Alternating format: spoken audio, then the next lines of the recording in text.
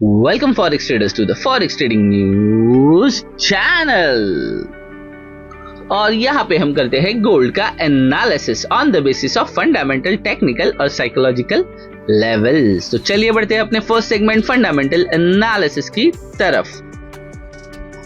आ गए हम middle man की वेबसाइट पे। आज है day 1 of the weeks, Monday सितंबर 8, 2025। आप देख सकते हो कोई भी हाई इंपॉर्टेंट या मुझे मॉडरेट या हाई इम्पैक्टेड अलर्ट इवेंट यहाँ पे दिखाई नहीं दे रहा है, बट आप देख सकते हो कुछ मुझे येलो फ्लैग्स के अंदर टेंटेटिव में चाइना ट्रेड बैलेंस और टेंटेटिव में China USD denominated trade balance, इसका डेटा आने वाला है। बट ये टेंटेटिव होने की वजह से इसका कोई फिक्स टाइमिंग नहीं है, बट ये चाइना का है। और इसके साथ ही साथ चाइना के लिए मुझे और एक न्यूज़ या इवेंट आप कह सकते हो मेरे पास, मैंने रीड किया था, जो हुआ था कल, वो है PBOC यानी People's Bank of China buy gold in August for 10 consecutive months. The People's Bank of China added gold its reserve in August, extended purchase of bullion into 10 straight month. Official data shows on Sunday. China's gold reserve stood 74.02 million fine troy ounce and end of the August of 73.96 million on the end of July. They were valued 253.84 billion up to 243.99 billion at the end of the previous month. तो यहाँ पे आप देख सकते हो China ने जुलाई के मुताबिक और अगस्त के अंदर और ज्यादा गोल्ड परचेस किया है। तो ओवरऑल ये 10th मंथ होगा जहाँ पे People's Bank of China gold buy कर रही है या अपना गोल्ड रिजर्व बढ़ा रही है। तो आप सोच सकते हो गोल्ड की डिमांड ऑलरेडी हाई है। इसके साथ ही साथ सेकंड लार्जेस्ट इकोनॉमी यूएस के बाद होती है चाइना, और यहाँ पे गोल्ड दोबारा चाइना 10 कंसेक्यूटिव मंथ है जिसके अंदर चाइना गोल्ड बाय करता हुआ दिखाई पड़ रहा है। तो डेफिनेटली गोल्ड की demand in the market very high है। और ये डेटा आया था 7th ऑफ सितंबर यानी कल के दिन, 7th ऑफ सितंबर यानी कल के दिन। इसी के लिए इसे आज कवर करने की कोशिश मैं कर रहा हूँ। ओवरऑल फंडामेंटल एनालिसिस में इतना ही, कोई खास इवेंट मुझे दिखाई नहीं दे रहा है। बढ़ते हैं अपने most favourite and lovable part technical analysis की तरफ।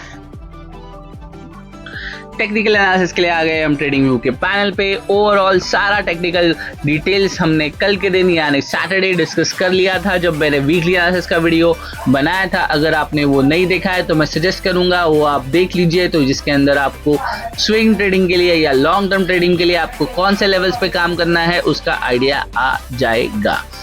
आज के लिए देखते हैं कौन से लेवल्स मैटर करेंगे, कहाँ पे मुझे बाय या सेल करना होगा, या कौन से लेवल्स है जो इफेक्ट कर सकते हैं, उसके बारे में बातें कर लेते हैं। तो आज मार्केट ओपन हो रहा है अराउंड 3591 के आसपास। अराउंड एग्जैक्ट अगर मैं देखूं तो 3591.610। So you can consider 3592। 6000 गलती से कुछ ज्यादा ही एक्सपेक्टेशन बढ़ रही है गोल्ड के साथ, क्योंकि गोल्ड ऐसे भी अच्छे खासे मोमेंटम यहाँ पे दिखाई देता हुआ पड़ रहा है।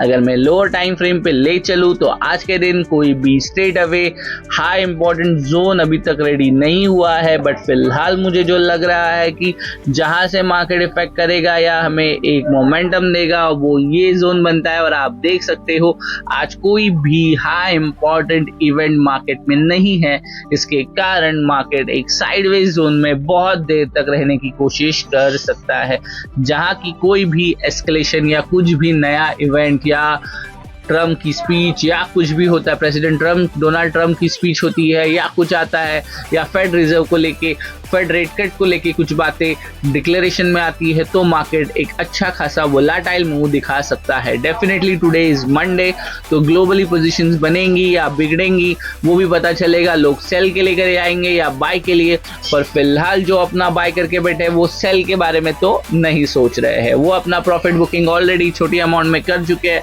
और वो लॉन्ग टर्म के लिए होल्ड कर रहे हैं, ऐसा तो फिलहाल दिखाई पड़ रहा है। बिकॉज आप देख सकते हो पीपल्स बैंक ऑफ चाइना भी अपना 10 कंसेक्यूटिव मंथ के बाद भी गोल्ड रिजर्व बढ़ाता हुआ दिखाई पड़ रहा है। फिलहाल के लिए आप देख सकते हो मैंने 5 मिनट्स टाइम फ्रेम पे, एक्चुअली ये 1 आवर के टाइम फ्रेम पे मैंने जोन निकाला है। आप देख सकते हो ये जोन है जहां पे मार्केट आज एक रेजिस्टेंस या सपोर्ट डेवलप करता हुआ दिखाई पड़ सकता है। फिलहाल के लिए आप देख सकते हो हमारा सपोर्ट पड़ा है 3526 और 3578 पे। ये टेम्पररी रेजिस्टेंस है जिसे मार्केट को एक स्ट्रॉन्ग सपोर्ट में कन्वर्ट करना होगा, फिर ही हम एक्सपेक्ट कर सकेंगे कि मार्केट 3600 बहुत आसानी से ब्रेक करके जाएगा। पहले मार्केट को आज के दिन नीचे आ जाने दीजिए, देखते हैं मार्केट इस जोन में कहां सपोर्ट लेता है, 3578 पे, या दोबारा मार्केट कोशिश करता है 3526 पे आके सपोर्ट लेके 3600 ब्रेक करेगा, या ब्रेक करता हुआ सीधा 3500 पे चला जाएगा। चांसेस 3500 की थोड़े कम है, बट डेफिनेटली आने वाले दिनों में दोबारा हम 3500 जरूर देखेंगे। रादर मैं एक्सपेक्ट कर रहा हूं कि मार्केट यहां से अगर गिरता भी है तो 3453.970, सो यू कैन कंसीडर 3454 के लेवल के आसपास मार्केट सपोर्ट लेने के लिए आएगा और दोबारा 3600 ब्रेक करके जाने की कोशिश करेगा। बट ये आज होगा, कल होगा, परसों होगा, definitely it will take time. ये 1-2 दिनों की बात नहीं है, बट डेफिनेटली कुछ मार्केट में बड़ा इवेंट या फेड रेट कट का अगर न्यूज आती है तो डेफिनेटली ऐसी वोलेटाइल मूवमेंट हम एक्सपेक्ट कर सकते हैं। डेफिनेटली अगर फेड रेट कट आएगा तो प्राइस शायद 3700 भी ब्रेक कर सकता है, बट तब तक मार्केट को कंसोलिडेशन होने दीजिए। सजेशन यही रहेगा, बाय ऑन डिप और एक्सपेक्ट कीजिए पहले 3578 ब्रेक करता है यहाँ पे या सपोर्ट डेवलप करता है, बट उससे पहले आज के लिए जो लेवल्स इंपॉर्टेंट है वो मैंने आपको क्लियर कर दिए। वो है 3597 से लेके 3586-87। तो आप कंसीडर कर सकते हो ये $10 का जोन है जहां मार्केट सपोर्ट या रेजिस्टेंस डेवलप करने की कोशिश कर सकता है।